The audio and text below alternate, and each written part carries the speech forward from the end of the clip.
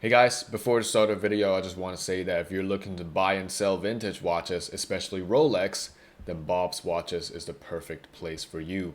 Bob's Watches is secure and one of the most trustworthy online store you can find to buy and sell vintage watches. So if you're looking to do that, click the link in bio and check them out. And here's the thing about vintage watches, right? So if you're not swift enough, they can be gone in a minute. So click the link in bio, check it out. Let's roll the video.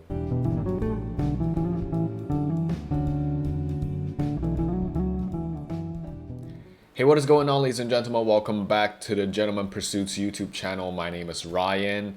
How's everyone doing? Hope you're staying hydrated, staying healthy, having a good day. This is the first legit video on the channel, I'd say. I'm still getting used to the whole video editing process. Everything is still kind of new to me. So the quality may be a little bit subpar, I'd say, but don't you worry, it will only get better from here. Practice makes perfect, right?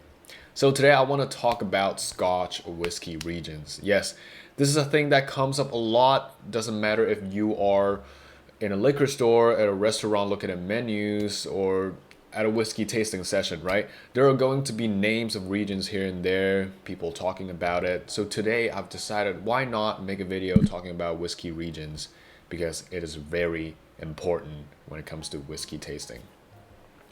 In overview, there are 6 total whiskey regions in Scotland: Highlands, Speyside, Lowlands, Campbelltown, Islay, and Islands.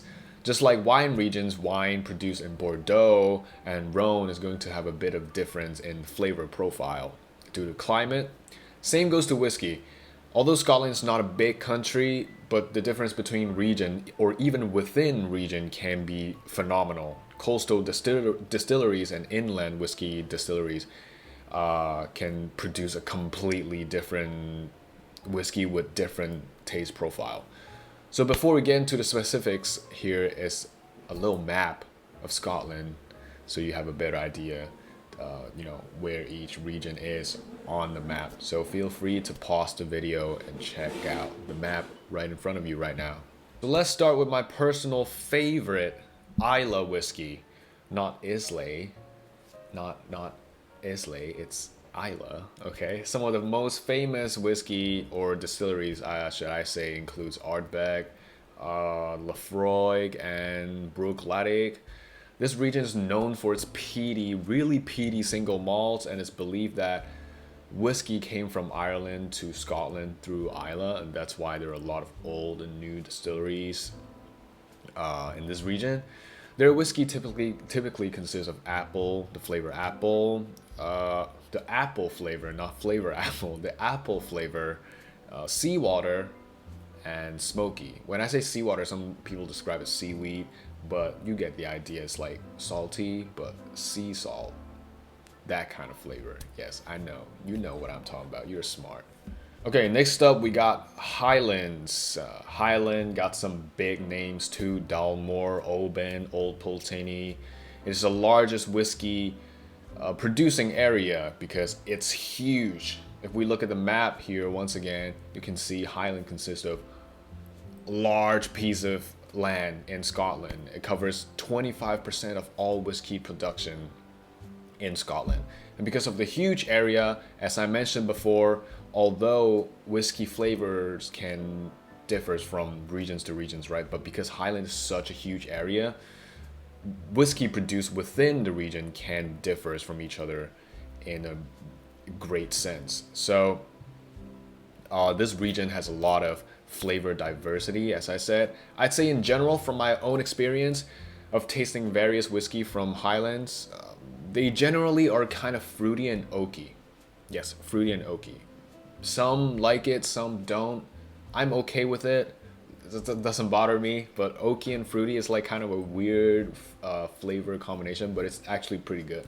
Some with less body and some a little bit more peaty, but more or less fruity and oaky, in my opinion. So after talking about Highland, it is only appropriate that I talk about this region next. It's not Lowlands, it's actually Speyside. Speyside is literally within Highland, so I wouldn't say It's next to the region. If you see the map here, once again, Highlands literally engulfing Speyside, so I wouldn't say it's next to the region. Speyside got some of the biggest name in the whiskey industry. They got Macallan, they got Glenlivet, they got Glenfiddich. And Glenfiddich is it's the best selling single malt whiskey in the world. So a lot of big names in Speyside. There are a total of over 60 distilleries in such a small region. And one word for Speyside whiskey, they're sweet. They're sweet. They're really sweet. It embodies some honey and vanilla in general. Really pleasant to drink, although Macallan may not be my favorite whiskey brand of all time. Aberlour or Benromach are some of my favorite from this region. So Speyside, a really, really spectacular whiskey region, I'd say. Next up, we got Campbelltown. Yes, we are going fast in this video for no reason. I got speed. What can I say? Overall, my third favorite. Actually, didn't even know some of my favorite whiskeys are from Campbelltown until the making of this video. Fun fact, cool fact, I don't know. The most famous distilleries are Springbank, Glengyle, and one of my favorite of all time, Glen Scotia. Well, funny fact is that's it. That's all the distilleries that are in Campbelltown. Campbelltown is a really small whiskey producing region. It's the smallest, actually, and some of the common flavor you can find in Campbelltown whiskeys are vanilla and toffee. So most of them are on the sweeter side of the spectrum, and one really interesting fact is that Glen Scotia, the first time I tried Glen Scotia, I didn't even knew that whiskey can be so sweet. I thought, okay, smelling it can give out like sweet aroma, like vanilla and toffee, as aforementioned. But drinking it literally felt like I'm drinking whiskey with a bit of syrup in it. So this is the first time it's like a really eye-opening experience for me. I actually thought that whiskey cannot be sweet, but turns out it can be. It's really sweet. And I've tried Springbank for like 1 or 2 times. Both the drams are smoky, where Glen Scotias are typically lighter and greener, earthier. So they're generally sweet, but they're slight different in flavor profile. Moving on to the most boring region in my opinion, Lowland.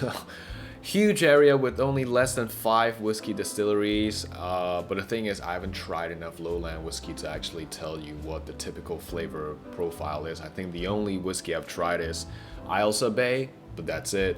It's a decent dram, but as I said, I haven't tried enough Lowland whiskey to actually tell you what their typical flavor profile is. But according to the internet, they can be creamy and they give out cinnamon flavor, which is nice, like decent, you know. I'd say cinnamon and cream flavor is a pretty common flavor to give out from whiskey, so I wouldn't say they're bad or anything, but because I myself love whiskey that are smokier and more peaty, but Lowland whiskey, they're typically not peaty and not smoky at all. So I would say if you want something with a heavier body, definitely go try Lowland whiskey. But if you're looking for something smokier, Lowland is basically off the limit, I'd say. Now, last but not least, Islands. Now, Islands is a tricky one because they're not recognized by the Scotch Whisky Association. But generally speaking, we can actually group all these scattered around off mainland distilleries into a group called Islands. And to be fair, some of the whiskey that you've tried in your life are probably from Islands because they bear big names like Talisker, Jura, Highland Parks, and Arden. And all of these distilleries produce lovely, lovely whiskey. But their flavor, because they're so scattered around all over Scotland, their flavor is really diverse, just like the Highland region. Whiskey from Ireland are spiciest, in my opinion, among all other regions, and they typically contain a peppery and smoky flavor and has a quite heavy body as well. Highland Park 10 years, one of my favorite whiskey that I like to use as a reference point whenever I try new whiskey, because the little bit sweet, little bit of smoky, little bit of fruity, right in the middle of all kind of flavor spectrum. So it's like a really nice reference point for me to judge whether or not I like that whiskey or not. I mean, in the end, it doesn't matter what my opinion is because you yourself have your own preference, so you can find your own whiskey that suits you as a good reference point. So after learning all the typical flavor profile that you can find in different regions, as I said, you want to find a reference point maybe, or even knowing that this region has the flavor that you are looking for, right? You can easily identify which whiskey to go for next time when you're in the restaurant. So familiarizing yourself with all these different flavor profile will only enhance your whiskey tasting experience. So thank you guys so much for tuning in today. Make sure to go subscribe, leave a like, leave a comment. I know this is the first video and it's probably really subpar, I'd say, but still thank you so much for staying here with me for over 10 minutes now. I love you guys. Thank you. Have a nice day, and I'll see you in the next video.